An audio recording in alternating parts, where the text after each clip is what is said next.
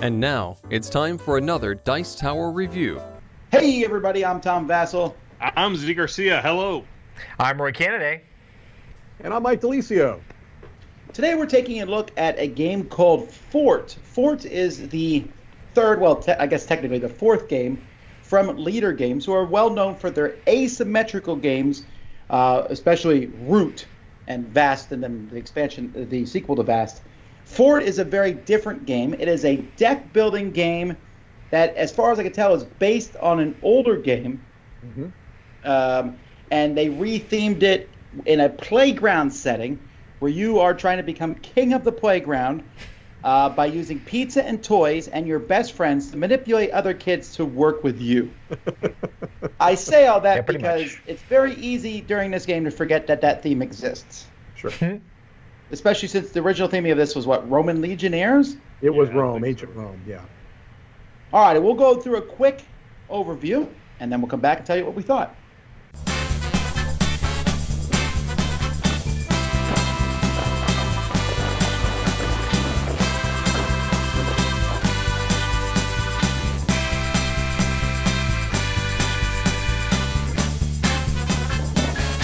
Each player is going to start with their own faction of kids, so you'll take the board for that. On the back of your board, it tells you who your best friends are.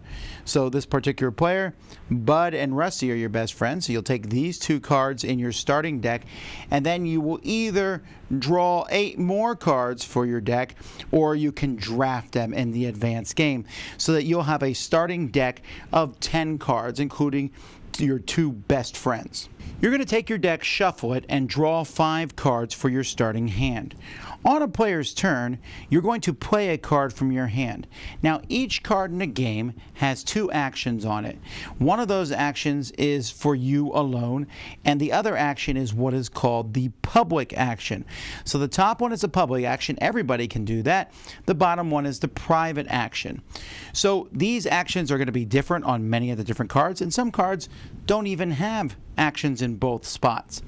When I take the action, I can also play other cards from my hand that match the symbol to make the action better. So for example, this one here lets me add toys to my stuff times the number of glue tokens. If I play it by itself, I'll get 1. If I play them together, I will get 2. And this is the public action. Anybody else who happens to have a glue card in their hand or a wild card can discard that card to their discard pile to also take the action. There are all sorts of actions. Many of them require you getting toys and pizza, although you'll notice you have a limit of 4 each. And if a card would, let's say, gives me 2 toys and I only have room for 1, I can't put them in. You also have a backpack in which you'll be able to put stuff in your backpack, although that backpack can only be equal, you can only store stuff in there up to 1 to your fort level. At the beginning of the game, everyone's fort level is 0. And you're trying to increase your fort level. And there are many, many cards, including one of your best friends that you start the game with, that will allow you to increase your fort level. When you increase your fort level, you'll pay the resources it shows between it. So to go up to level 1, any 2 resources. So I could pay 2 toys. To go up to level 2, I need a pizza, a toy, and 1 other one, etc. And at the end of the game, you're going to get points based on how high your level is. And also that allows you to store more stuff in your backpack. Some cards allow you to store cards in your lookout section. When you put them there, only their icon matters. Now that's helpful when you play a card. You no longer have to discard a card to get extra icons. And in fact, some of these cards have multiple icons on them. This one has a wild and 1 other icon. And there are cards in the game that are simply just double icons. They're good in the lookout place where you can put them there. And you can store lookout cards here, again, equal to 1 plus the level of your fort. There are also cards that you can play that will give you victory points. Like, for example, this one here will give you victory points times the number of cards you have in your lookout. It also lets you put a card in your lookout and put a resource of your choice in your bag. And again, people can copy the top one, but the bottom one is for you alone. And there are many, many different cards that can be played at this point in the game. The card that you play in a round will be discarded. Cards that you used to enhance it. So if I played more shovel cards to make that card better, I would also discard those. And your best friends will always be discarded because, well, they're your best friends and you're not going to have those ever taken from you. But any cards that you did not use will go into your yard. At the end of your turn, you're going to recruit. You can take a new card into your hand. You can take one of these cards here in the park from the top of the deck, or you can take a card that's in front of somebody else, and that card is added to your discard pile. At the beginning of your turn, any cards that are still here will move to your discard pile. So it's not like all your cards are going to be stolen, but some of them can be taken. And then you'll draw 5 more cards. The game will continue till someone gets to the final level of the fort here. That person gets the macaroni sculpture, which is worth an extra 4 victory points, or till someone gets to 25 points on the victory point track. Either way, you're going to score extra points. When you get to level 1 of your fort here, you will get to draw a card that will give you possible bonus points. At the end of the game, score 1 point for every resource in your pack. At the end of the game, score 1 point for every book you have. Score 1 for every different suit you have, except for wilds. And you also can get perks, which are sometimes a one-time special ability or an extra thing, like, for example, an XXL backpack. Your backpack can hold an extra 2 resources. You're going to score points for the different cards and for the level of your fort. Add those to the points you scored throughout the game, and whoever has the most points is the winner. Component-wise, you have these little pizzas here and the toys. They're little hexagons, and they fit very nicely in these boards. These boards are double-layered boards, so it's pretty nice to put them in there. The artwork and the theming of the game, well, we'll talk about that in the final overview between the 4 of us, but I also want to say they have some really nice reference cards that explain what every single icon in the game does. And so these are here for everybody to be able to look at. The rule book also, I thought, was fairly clear, although it took us a long time to figure out a couple rules which I thought could have been made clearer in the rule book. For the most part, as with all leader games, the quality here is very good.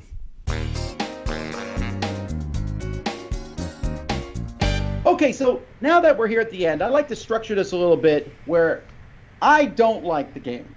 I'm going to say it straight off the top, but I like to give some of my reasons why, and then maybe you could agree with them or disagree with them, because I know that you all are not as down on the game as I am. The first one, and this one's very minor for me, is the theming of the game was, it's a playground game, but it sounds like all the kids were named by an old person from the 50s. They also, I think they look a little weird, but like the nicknames on these are Scout and Sarge and Babyface. What kids are naming each other these names? And Dash and Sweet Pea. It sounds like a mafia gang that got de-aged. Oh, that even makes it cuter somehow. Yeah. Okay. But I found the theming to be meh. I think it looks okay, but that's my most minor complaints. But what did you all think about the theme? I thought the theme was pretty cool overall. It felt very much like Recess or whatever, like the cartoon show. It felt a lot like that, where just kids going back and forth trying to get other people to join your team and steal them from the other players, and the whole pizza and toys thing, and trying to get all those combos to work together. I thought was pretty enjoyable for me. Yeah, to me this feels like Home Alone themed, like that in a realistic Home Alone. That kid gets smacked and tied to a chair, and then they rob the place in like the first 2 minutes. So this feels like it's from the point of view of like the kids being able to do all this stuff. I don't know. I guess I could see the whole naming thing being a little bit of a stretch. It did not bother me at all. I hadn't even thought of it. I thought the names were cute. The kids are cute. The artwork is adorable. I like the theme. I don't think the theme is for. It's a children's theme, as in about children. Right. The game has a bit going on, so that might be a little misleading. We're like, oh, look at this cute game. It's about building a fort. You're a child, you can't really play it. Like, it's complicated, Yeah. But I like the theme. Yeah, okay, I like the theme as well. I just really quickly, I felt like the mechanisms and the theme didn't really mesh well, but I love the art. It had, to me, kind of like a 50s feel to it, and I thought maybe that's where the names tied in. It felt like a childhood in the 50s vibe. That's all I need to say about that. Oh, okay. That's interesting, yeah. All right, well, that's very, very minor for me. I have two major problems. So far, you're 100% wrong. So let's keep going. Don't worry. My major problem with the game, the first one is I don't like the scaling of the game, and mostly because I'm not a fan at all of the mechanism, and I know it's the mechanism of the game. I don't like the mechanism of people stealing my cards. This is a personal thing, perhaps, but if I'm going to take time to put a card in my deck, and I get two good cards in my hand and I can only use one, to have someone else take that card isn't very fun. And because of that, I said the game doesn't scale well. With two, it's less noticeable, and two's okay. But when you play with more stealing happens to the point where my deck got super thin in one game, and I just was consistently shuffling every turn shuffling. Mm-hmm. And I'm used to shuffling a lot, like with Dominion, but I didn't like this idea of stealing cards from other people. For me, it was more of a perception of it was a perception of like having things stolen. I think I was seeing it as though these kids are moving around the different yards. It's not my kid. Like he's just, if I'm not playing with him or her, they're gonna move to somebody else's backyard and have fun over there. They got better pizza over there. If I through that lens, it didn't feel like I was being stolen from, is what I mean. Yeah. But it's hard to build a strategy on that then. I don't agree, because there are multiples of each card. And so to me, what that mechanism did was it allowed you, or it kind of forced you to make difficult decisions where, like you said, you may want to play both cards. Well, you can't. You have to decide which one of these am I going for now, because the other one's going there in the yard. And again, like you said, especially in a 4-player game, it's very likely that that's not going to be in your yard at the beginning of your turn. So to me, I like that little bit of an angst, that turn angst that you have. So I didn't have a problem with it at all. You definitely have to choose and decide, like Mike said, like you'll have like maybe a couple different cards you could play, and it's like, man, this is going to work together with the combo that I have planned in the future, but I don't necessarily have enough cards to make it work as well as I want right now. Do I risk not playing it now and letting it go to the yard, and maybe your opponent sees, oh, that would mess him up if I took it out? Or maybe you go ahead and play it and have it not be as effective as you want it to be, but you can trigger it the way you need it to. And then also, like, there's a whole lot of interesting stuff about having the variety of cards in your hand, so you can combo off, because you can follow in this game. You can follow the actions of the other players as well. So trying to see what your opponents are playing as well is very important, and maybe they have certain stuff in their combos you want to try to take out. So yeah, it does have a lot of like messing up each other's kids and trying to win kids over to your yard so they can help you build your forts. But it's very interesting, the back and forth in the game. Having said all that, though, Tom, I will probably agree with you that I'd rather play this with fewer. Well, then what Roy said brings me to the next point, and that is this game is clearly based, or at least has gotten ideas from other games where you follow people, the most famous being Glory to Rome and Eminent Domain. In this game, I found that mechanism to be inherently uninteresting, because the whole idea of putting cards into your hideout to boost cards, many of the cards, that boosting didn't come into play a lot of times. Sometimes it came into play, but you couldn't do it because, I'll take 3 pizzas, but I only have room for 2. And following other people was often either you just didn't have the card in your hand at that point in time. It felt like a clunkier version of those other games. That whole following mechanism, also the rules were written, I thought, a little confusing in that regard. Well, I did feel like I would agree to an extent there in that the following to me was oftentimes my thought was, well, why do I want to follow when I can take that action on my own turn with a better version of it because I can play other cards to boost it. The only time that I found myself wanting to follow was if there was a timing issue, if I was like trying to upgrade my fort before somebody else, or if it was going to allow me to get a card into my lookout that might help me on a future turn.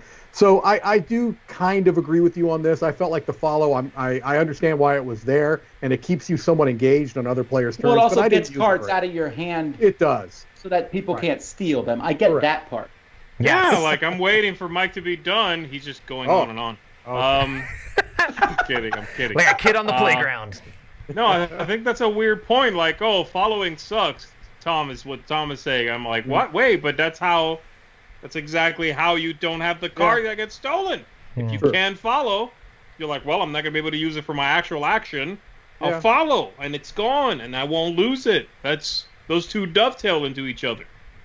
No. I get that's there. I'm just saying the whole following and stuff felt clunky. There were times where I didn't want to play any cards from my hand because the following action was what I wanted to do, but everyone else gets to do it too.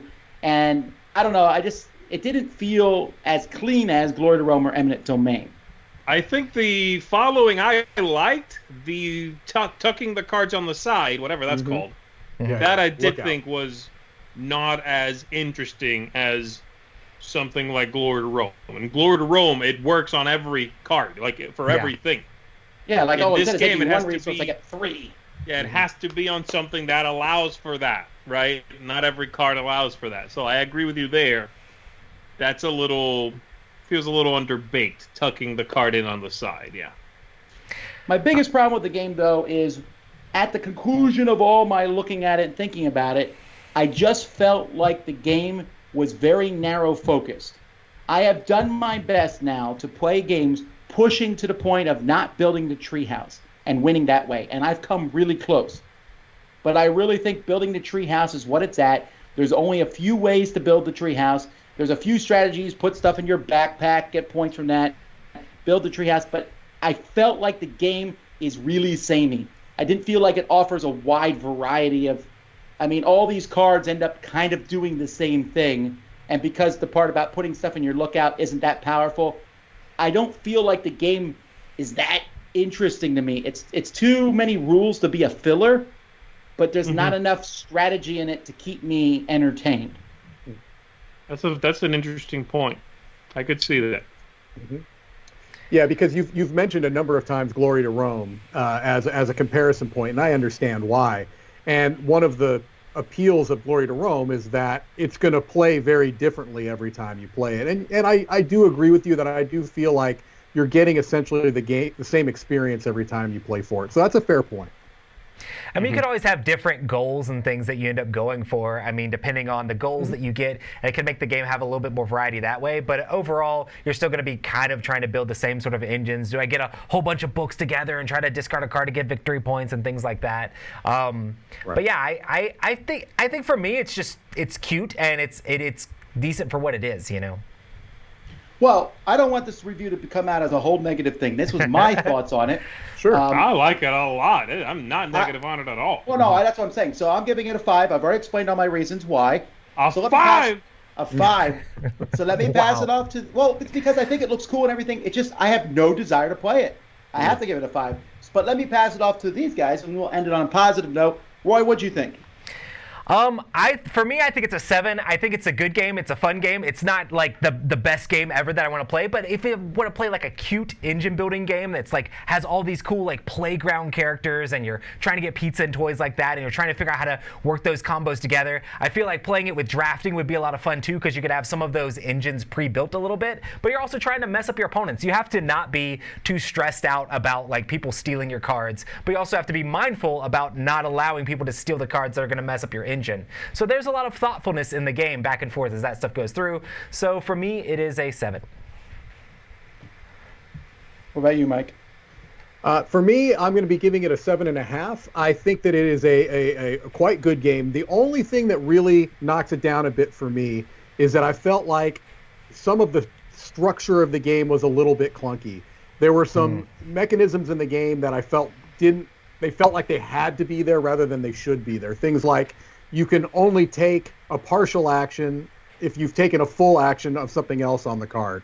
I understand that mechanically, balance-wise, why you need to do that, but there were times that just felt like it was kind of grinding gears a little bit when the game should be very much about the flow and playing your cards and follow or not follow, play my card. There were times where I was having to stop and think, okay, well, no, I can't do this. I have to do this first. And that just kind of took me out of the flow of the game a little bit. But the components are fantastic. The art is fantastic. The time to play, I think, is just right.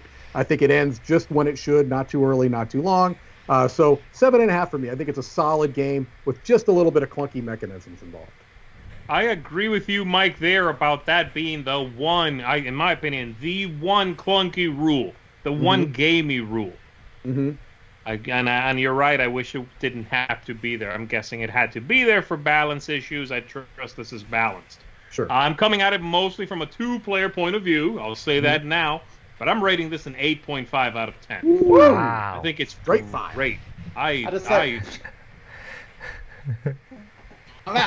He got knocked out. With it. For me, this is all the best things in Glory to Rome that are in this game, really. And then there's extra stuff from things like 51st State on top of it.